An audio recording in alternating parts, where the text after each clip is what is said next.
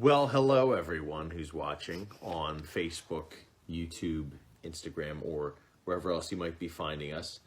My name is Matt, and this is... I am Megan. Hello. From... Fear. Fright Experience. And Review. Yes. And today we are giving you a video review, one of our new ideas in terms of getting reviews out to you quickly in what is the busiest season for everyone in this industry. We're going to be doing video reviews in conjunction to some of our written reviews. So today's video review that you're watching will be for Frightland in Middletown, Delaware. And we visited Frightland in Middletown, Delaware on Friday, October the 4th, 2019. There is, to give you some of the basics, there's 8 attractions there. There's the Haunted Hayride, there's Ravenwood Cemetery, the Ghost Town, Fear, Zombie Prison, Adalia Manor, the Haunted Barn, and the Attic. So there's 8 attractions there. Plus, one of the things that's exclusive to Frightland, or at least in our area, is there are a lot of different carnival rides there. And our cat might make an appearance. Hi, Sorry. lady. And the carnival rides range from there she is. Hello. Don't be rude. I'm just going to play with this. Lady, this is not for you. Lady, say hello to our followers. Say hello. Look, they're over here. Lady, look.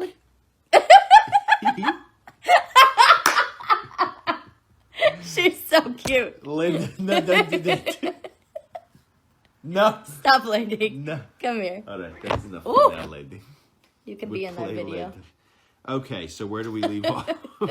Okay, so one of the things that is exclusive in our area, at least to Frightland, is the carnival rides, and they have all different types of rides. There's a lot of different rides there. They have everything from a Ferris wheel, they have kiddie rides, they have adult rides as well. I believe one of them is a zipper that we went on. The zipper last year when we were there. It was a little bit too cold, and we were not feeling all the tumbles the night we went for the zipper. But we did go through all 8 attractions, and we went through in a VIP manner. We do recommend, as with pretty much every single attraction, the upgrade to VIP pays off big time. Absolutely. With any haunted attraction, you look into what you get for a VIP upgrade, but in this and in pretty much every case, we'll recommend the VIP upgrade to everyone out there. Yeah. So we'll start in a moment by going through all of the 8 haunted attractions. I'll give my thoughts. Megan will give her thoughts. And then we'll also go over some of the other fun facts or things that we saw that are interesting about Frightland. And we'll bring that stuff up, and then we'll go into our actual, I believe, the numerical reviews at the end, right? Mm-hmm. Numerical for each category. So the first attraction that we'll go over was the first one that we went through, and we'll go through them in the same order that we went through them and that we would recommend going through as well, would be the Haunted Hayride. The Haunted Hayride, being that it was the first attraction, and with anything you go on first at any haunt that you visit, that sets the stage for everything else. And we're very happy to say that this hayride, along with all the improvements that we saw that we'll go into soon, and all of just the great set pieces that they had, set the stage very, very well. What would you have to say about the hayride? The hayride was very, very well done. I really liked a lot of the sets that they had. They had a lot of pyrotechnics, which is always really fun on haunted hayrides. I personally really like anything involving clowns, so that's probably my favorite scene that they have there. I don't want to give too much away, but they may or may not have an actual roller coaster that goes around in that section. It's just very well done. All the actors did a really great job. Costumes are really cool. Sets are awesome. They have a lot of really cool special effects in their animatronics section. They use a lot of animatronics, and they are very, very unique. I haven't seen any of them anywhere before. So that was pretty cool. Trying to think of anything else in particular that I enjoyed about the hayride. They had a really cool, like, satanic, demonic scene. That was really, really cool as well. They had a really cool drive-in theater scene. That was awesome. They had a crashed, like, airplane scene. That was really cool. That was a good one, yeah. What about you? What do you think? I was waiting to see if you were going to list the drive-in scene, because I really enjoy the drive-in scene. You actually go right underneath the screen, and there's a lot of attention to detail on all the sets they put in that one in particular, in the drive-in scene. To your right, to the right-hand side of everything is, I believe, was it a concession stand or a ticket stand? The clown and maybe or not roller coaster that's there. There may or there may not be there. That is another favorite of mine as well. There was also, you'd mentioned a lot of great pyrotechnics and a lot of great animatronics in the hayride. There's also a lot of great actors in the hayride as well. Namely, one of the first great actors that we encountered was it was like a country hillbilly redneck or whatever kind of scene, and they do come up into the wagon in addition to also interacting with you from the ground as well. There's a couple. I actually just remembered a really cool scene that I liked. Go for it. So you remember the scene where we went into kind of like a garage and then some crazy stuff happened in there? Yes, that's a really good scene as well. I almost forgot about that one, because that's one of the biggest scares that you had. There is a lot of things that don't scare Megan, but when something does, it's always something that I will pay attention to, because it's a rare thing in and of itself. You've been to countless haunted attractions. If you count each one that you've been to multiple times as an individual one, then you're at least over 100, I'd say, right? Well over 100, probably into the 200s. Yeah. And with I believe this is the only one that we're reviewing this year from Delaware. Is that correct? I think so. Not 100% sure about that. That might change. But yes, I believe so. And as with anything else, with any questions, you could always visit our social media or our website to check what our current schedule is for the year. Usually we try to release that before the season starts, but just like anything else, life can pop in the way and things can change. Or we could have a visit to a haunt planned and weather steps in. Thankfully, we haven't run into that at all yet this year, because it's been relatively dry in our area. But last year, we did run into a couple of rain days. Last year was really bad with rain. It was a very, very rainy year last year. And that's one of the other things that we won't really go into much in this video, but will be a topic of future videos, is how does weather affect haunted attractions? And we like to look at it from both angles of the consumer side of it, how does that affect haunted attractions, and then the industry side of it, whether it be the haunt owner or actor side of things, and how weather affects what would really be called a somewhat seasonal business, with some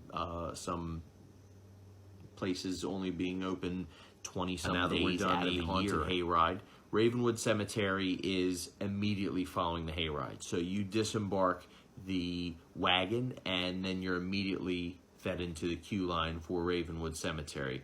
There's an actor staff member there to give you a little bit of a rundown of any general rules or what to expect, and the backstory of the cemetery and whose cemetery it is, or what you may encounter there, or general rules that you have to adhere to while you're in there, and then you're off. And this is it's not a corn maze, but it's more of, I don't know if you call it like a walk in the woods or a haunted trail. Or... Yeah, it's like a haunted trail, walk through the woods type atmosphere, but you're walking through a cemetery. They have very large gravestones that you walk through. They have mausoleums that are built that actors are in, and animatronics scattered throughout, props, and so on and so forth. But it does take place in the woods. It is essentially a trail, but it is themed as a graveyard, basically. Yes, and being that it's in the woods, that lends a lot of good places for actors to hide, and you don't even see them because they blend into the surroundings. We really like the cemetery, especially towards the end of the cemetery. I guess it counts for the cemetery. We count at least for the cemetery since we encountered him in that part. Was a I don't know if you would call him a maniacal actor. Yeah, or he just was really good. A crazed, he's playing the character like a crazed maniac with some sort of voice weapon. tick or something, and a voice too. tick, and it was like, hey, how are you? And he was very animated. He was very over the top in a very good way, because it made it creepy, and it wasn't just your normal, He did a oh, very I'm going to good kill job. you, or oh, you're going to die, or anything like that. It was very interactive. Yeah, very interactive. And then he followed us into the next attraction, which would be Fear. And we're not going to bring the obvious bias into it that Fear is our name, which you should know by now if you're watching this video, but in case you don't, it's Fear, Fright, Experience, and... Hey, first time we got that down. No issues. So Fear was the next attraction, and this is my second year going to Frightland personally. You've been going to Frightland for many years. 7 or 8 years, yeah. So you've been going for a while, and although we initially thought that Fear was new, one of the things that actually threw us off was they changed the sign at the entrance to Fear, and that's what really took us what stumped us or fooled Strange us. enough. And it was a really cool sign. Usually it's just a small sign when you exit the cemetery and you enter Fear, and sometimes you don't know that you've exited one attraction and entered another.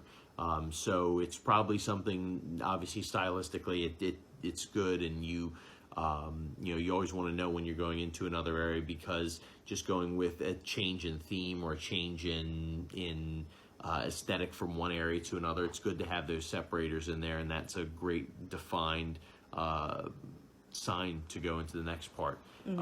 Fear focused on a lot of stuff that I guess you could say cycled around normal human fears. That would be let's see some of the things. I like think they had bugs, spiders, yeah, wasps in there, wasps and other normal fears, and some actor involvement, I believe, as well in there.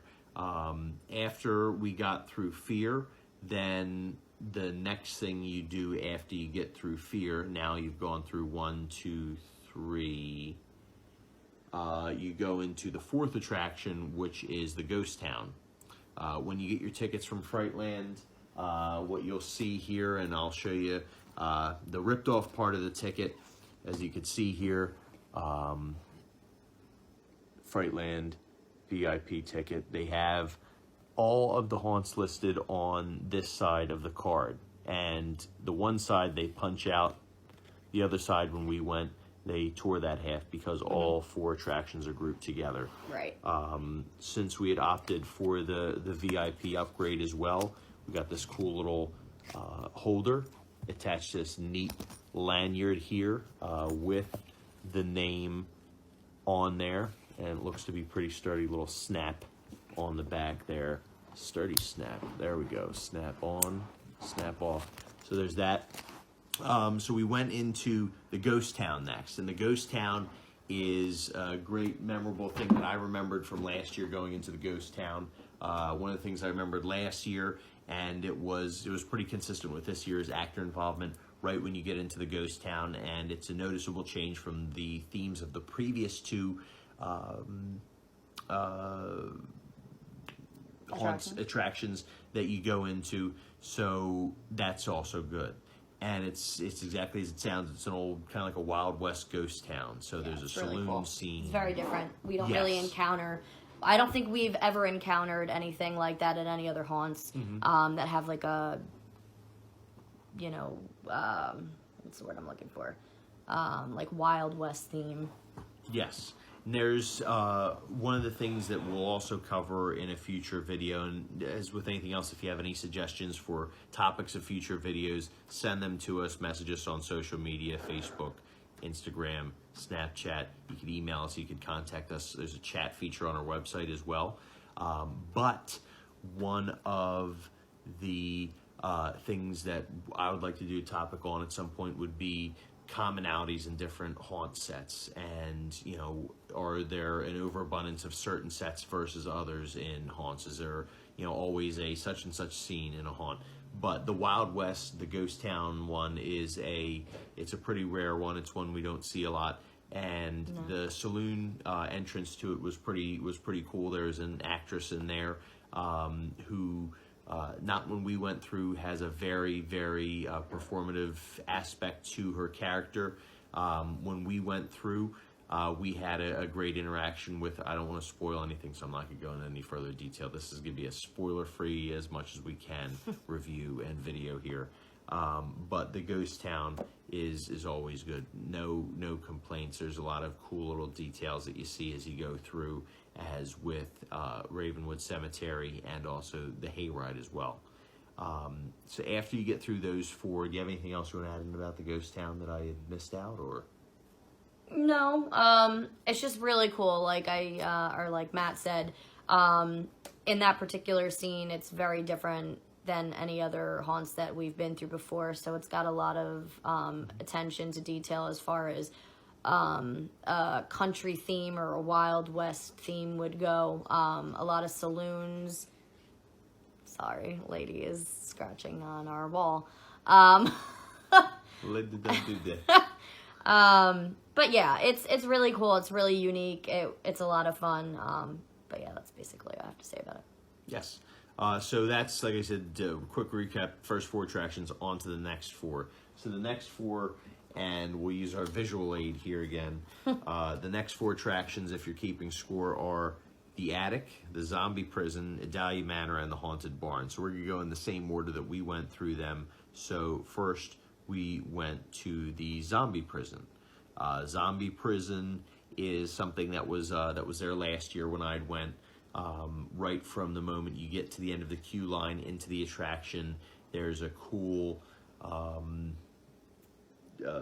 prop, or there's a cool set piece right when you're about to enter the attraction, and you get your initial involvement with the first actor, where there's some neat zombie-related animatronics.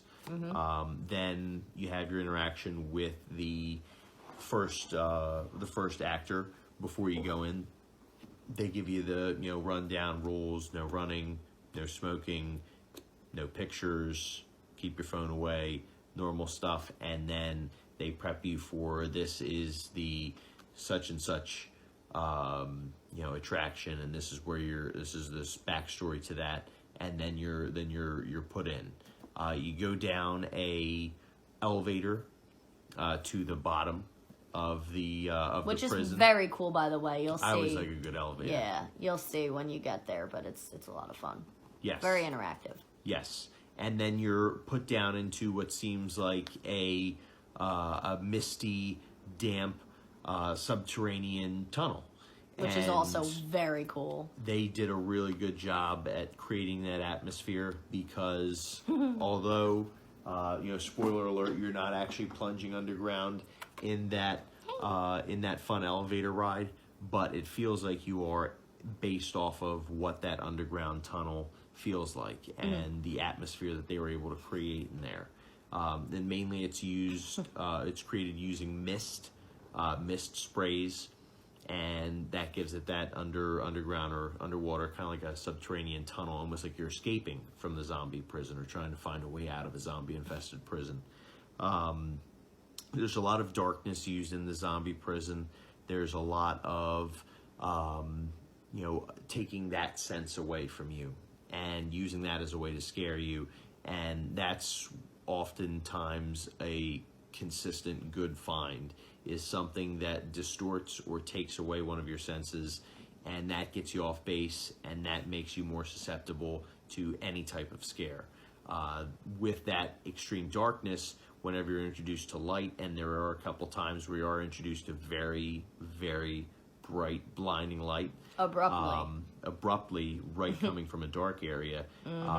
That was a favorite scene of, I believe, both of ours. It is very disorienting. Yes, and without going into too many spoilers, you want to go through that one. You want to go through the zombie prison. There's a lot of fun stuff in there, and there's great actor involvement in there, especially when you get down to another dark area, and there are actors with I never know what those things are called. The things that shoot off the sparks when they rub When them they're against rubbing it, metal. I don't know if that's just like a reaction that happens when you scrape something against that in the manner. I really don't know, but I know what he's talking about. I don't know what it is. And the zombie prison ends with you coming out the backside, and then you're back into the midway area.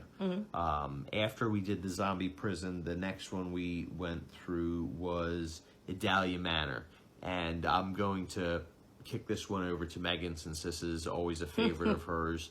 One thing I'll say is Idalia Manor is also a favorite of mine as well, mainly because of Megan introducing it to me, and she set the bar very high when she introduced it to me, and it definitely matched the expectations that I had for it. So I'll let you do that one. Yeah, Idalia Manor has been a consistent haunt there since I started visiting Frightland, probably, like I said, 7 or 8 years ago. It has consistently been my favorite. It is probably the most detailed out of all of the attractions at Frightland. And that says a lot because they do have a lot of really great sets and haunts. So Idalia Manor is basically wall-to-wall, amazing sets, animatronics, props, special effects, and actors in every single room. The themes that they have throughout the house are very unique. They do a really great job with their props and animatronics. I honestly just cannot rave enough about it. My favorite rooms, gosh, there's so many. Probably there is a library room that is really, really cool. Again, consistently, as far as I go, I love dolls, hence our logo. So any kind of doll room is going to intrigue me a lot, and their doll room is absolutely amazing. There's a lot of cool in Idalia Manor. There's a lot of cool scenes that can only really be done in a haunted house. One of them being there's a good kitchen scene in there. Every single house has to have a kitchen, so you have to have a kitchen scene in there. And they do a really great job, and they have a lot of cool animatronics that you could tell are timed or done on kind of like a step sensor, and the timing is spot on with those. That's a pet peeve of mine, at least, when I could see something where it's, let's say it's a step pad, and I notice I stepped on it, or the person in front of me steps on it, and then it doesn't go off until I'm almost out of that room. Yeah. Those are times very there's well also there. a lot of a good fake blood writing on the walls. Oh yeah, that stuff's really cool. That gives it a very, very creepy vibe, especially when you see it over every single wall in the room, and it's everywhere. Yeah, it gives a really cool effect. And it was, once again, it was a great time in Idalia Manor. Next one we'll do would be the Haunted Barn. That was kind of, I would say, split up into two segments, with the middle part being you exiting one of the buildings, almost thinking you're done that attraction, but then you're brought into the second part. So that little trick in and of itself makes you feel like you're getting more bang for your buck, because it feels like you're getting a little bit longer of an experience in there.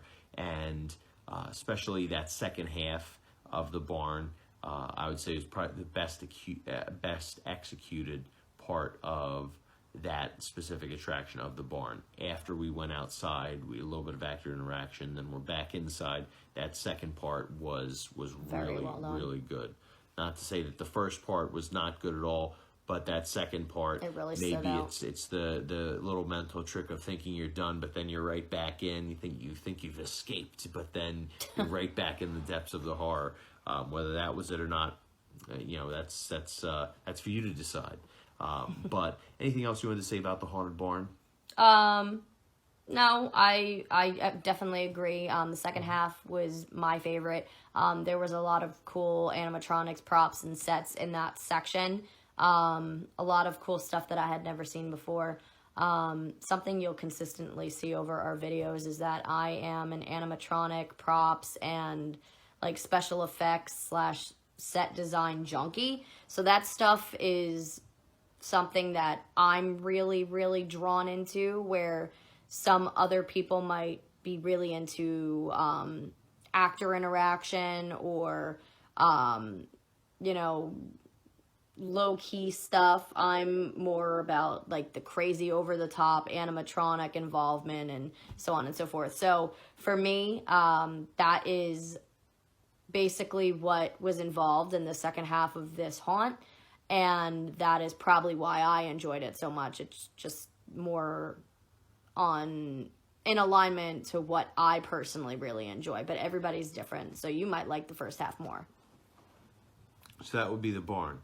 After we exited the barn, we did go by. There was an area in which you could take pictures in front of a few different backgrounds, and that was actually a free feature that Frightland had put on for their guests. I believe all you had to do is check in on Facebook to their location, which you should do anyway when you go to any haunt, is check in at their location, because then that's a good way to show your friends, hey, I'm going here tonight, and it could always bring up a good topic for conversation. Of you might actually see that a friend that you don't really talk too much is really into anything haunted, and then it's a good person to go to future haunts with. So always check in somewhere when you go anyway. It's always a good practice. Plus the haunts would really appreciate that as well. Take a look at their hashtags before you go. Make sure you use one of their hashtags, or follow them on Facebook, Instagram. Visit their websites. Do whatever you can to support them. So after that picture section, then we went over to the attic, and the attic is the last one that we went through, and in some ways I would say probably the most intense attraction that they have, for a couple different reasons. That's usually why we always go on it last, because you have a really good start to it, a very memorable start with the hayride and the following 3 attractions. Then the other 4 attractions are kind of independent of each other. They don't feed one into another. They're off in a midway area, and you could choose which one you go to. Both the times I've went last year in 2018 and this year, we've done the attic last, and it's always been a good way to finish the night. Definitely. Darkness is the key word for the attic. Darkness, pitch black darkness, not being able to see this far in front of your face darkness. With sudden lights at some points, but not that many in the attic. Also, one of the things that I did not run into, but you ran into in the attic, was, you want to tell everybody about that? Yeah. So, as far as darkness goes, it's probably one of my biggest fears. I don't have a lot of them. I just don't like, I guess, fear of the unknown, or not being able to see where I'm going or know what could potentially happen to me. Like, jump scares always get me. Loud noises always scare me. That's really it as far as like haunt stuff, like fabricated stuff goes. But yeah, so obviously when you cut off your sight and you're walking through these pitch black haunted attractions, it's very easy for somebody to jump out and catch you off guard. So that is why they are not my favorite. With that being said, normally when you go through a pitch black attraction or a dark attraction, whatever you want to call it, you typically need to feel your way around to see where you're going. So something cool about this particular place is they have a lot of textural stuff on the walls. So when you go through, you might accidentally grab something. There was a time where I grabbed something that I wasn't expecting to grab and I screamed. That is not what he was mentioning before. That's completely different. There is another section where you literally have to touch the wall because you can't see anything. And I don't know if I should spoil it or not, but I mean, I'm not going to tell you where it is. So regardless, like, it might happen to you at some point. They put shockers in the wall, and it, like, I don't want to say it, like, electrocutes you. It's more of, like, just a little shock. It's more it intense. startles you. It does. It does startle you, but it's more intense and painful than, like, a static shock that if you were to touch a wall, you know, when you get that, like, whatever you want to call it, blink. Static clang. Yeah. You see that little, like, spark. But it's more intense than that, hurts a little bit more than that, but it's not quite like being electrocuted. It sucks a lot. That is probably one thing that I hate the most, that haunters will put in their haunted attractions in their dark houses. And it's definitely effective, and it is definitely a good place to put it, but it sucks and I don't like it, so that's that. I like it very much. I did not touch it, and yeah, that's why I he got likes all the it. benefits of watching and witnessing her touch it. So Hate it. more shockers in the dark ones everywhere. Everywhere. Just put them everywhere, every single square inch, so you can't touch anything. Yeah, until you touch it. I'll be all right. I'll be fine. So the attic, that was our last attraction that we went through. Then, actually, was it before or after we went in that we got food? That was another thing that we wanted to go over as far as great things about Frightland is their food. Since it has a carnival feel to it, has a carnival sort of motif to it with the rides and the midway area. They have a lot of you could call like carnival food options. So they have everything from funnel cake and deep fried Oreos to things like cotton candy and Candy apples, caramel apples, burgers, chicken French nuggets, fries, yep. And you know, normal stuff like sodas, water, bottled water, credit cards and cash are accepted. And the other stuff, pizza, pretzels, you know, soda, Gatorade, Monster. By the Red way, Bull, if whatever, you are a nachos. reoccurring Frightland visitor, and you're just watching this to kind of see like the new things that they have and so on and so forth, I just want to point out that they did not have their famous fried pickles this year. I was super let down about that. I don't know if that's something that you guys enjoy. That's personally something that I get everywhere that I can during this time of the year. And they unfortunately didn't have it, and that was pretty stinky, but it is what it is. Just in case you're looking for it, they don't have it this year, that's all. And let's see, we'll be wrapping up here in a minute. Let's see if there's anything else that we need to go over. Oh, there's 2 ticket purchase areas. Some people will already purchase their tickets online. You'd go to the second ticket purchase area for that, and that has multiple windows, has, I believe, 4 or 5 windows to it. Then there's the original one, which I remember from last year, which is right when you walk in. Right when you walk in, you'll go through a standard security check. There is metal detector. You put your stuff in the little bin. They look at it. You go through the metal detector, and then you're in. And then over by the entrance is all of the porta potties, and there's a lot of porta potties there. Ample amounts of those. That's also another thing that we look for. We'll look down to little things like, they have enough porta potties there. What shape are they in? They're in good shape. They were stocked up with all the essentials that they need to be stocked up with, and they were clean, most importantly. They were all by the entrance, and, you know, although it wasn't, you're not walking a mile, you're not walking, you know, 10, 15 minutes to get from one end to the other. If you do have to use the restroom, they're all in one area. So just keep that in mind. Yeah, everyone teach their own for that. Let's see. There was, as far as there's other things that people will pay attention to, like security. We had mentioned metal detectors. I believe there's both security guards and Delaware, either state troopers or local police officers on premises, keeping everything safe and orderly for the customers when we got in to park. There's always ample parking. They have a huge field for parking. This year there was $5 to park, but 100% of those proceeds are donated to charity. So that was a good thing. And if it's going 100% to charity, we never have any issues with paying for parking, none whatsoever. Let's see.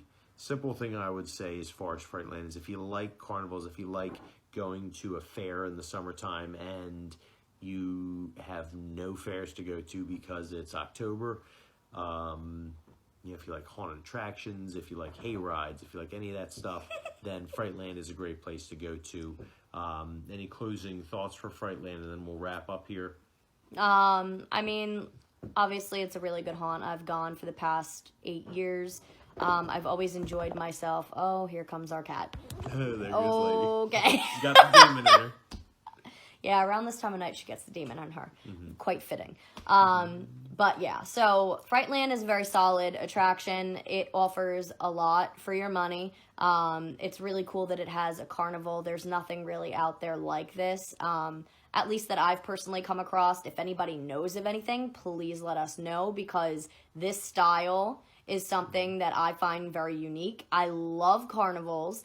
I love anything with that kind of like amusement park feel to it. And then if you add Halloween in there, I'm like all game. So that's something I personally really, really enjoy. I love that it has carnival style food. They have so many good options that you don't typically see at a haunted attraction. So that is pretty cool. They always do a great job. I've never been let down by Frightland. It is definitely a solid haunt to check out. So if you are looking for a place to go this year and you don't know where to go, or you want something a little different out of the box, Frightland is definitely a good option for you. Yeah. And overall, Frightland, to give you some more info, at the time of us making this video, which is Wednesday, October the 9th, very early in the morning, Wednesday, October the 9th. There goes Lady the cat again.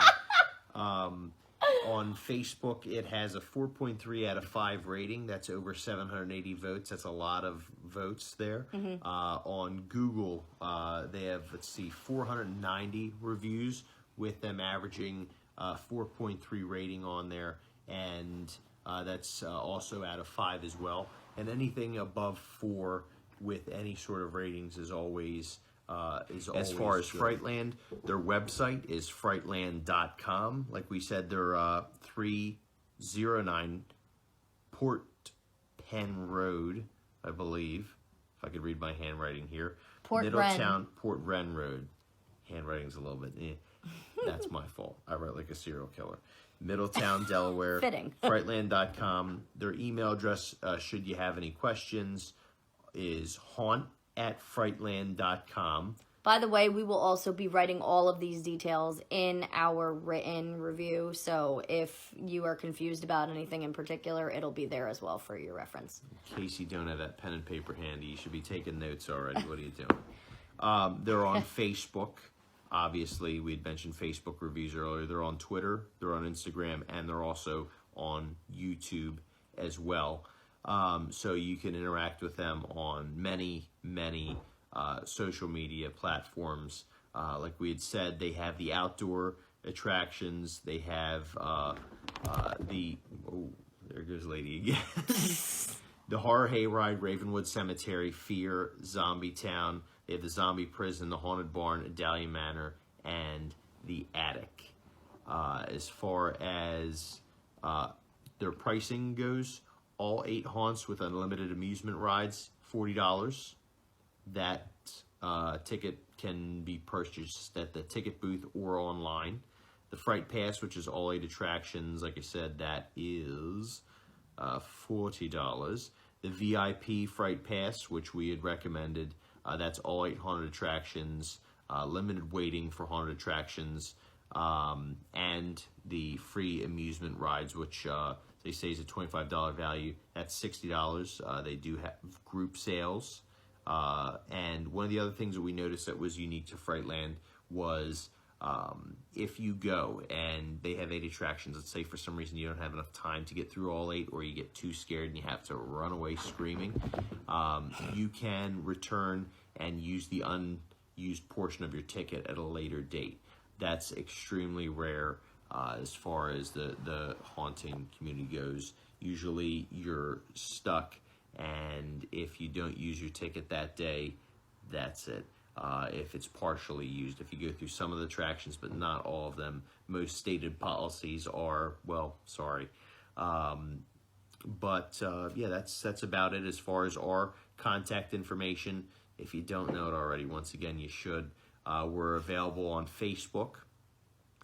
We're on Instagram as well. And we're also on our wonderful brand Our new website is www.fearfrightexperience.com. And our email is fear.fright.experience@gmail.com. So that is all for our review of Frightland. This will be Megan and Matt signing off for now. Bye.